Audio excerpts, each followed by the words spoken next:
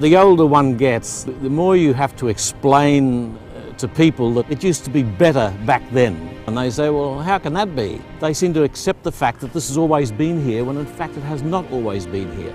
This city was built in the space of 30 years. This hasn't happened anywhere else in the world. At one stage there were 53 cranes in the sky over Surfers Paradise. They used to build buildings here at the rate of 1 floor a week. They created records in building. So we went from a city with no high-rise buildings in 1970. They built something like 120 high-rise buildings in the first 10 years. It just kept the city alive and running. It's really never stopped.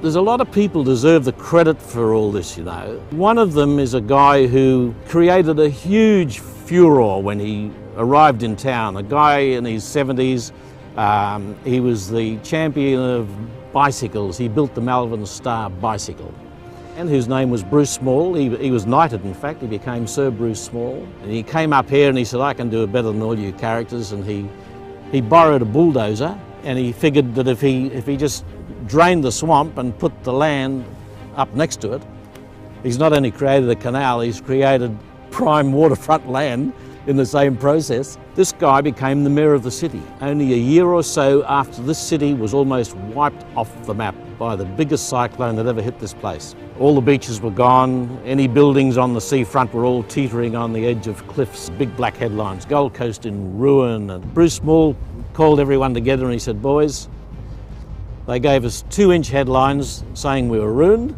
The only way to get back in business is to turn them into 3-inch headlines saying we're back in business.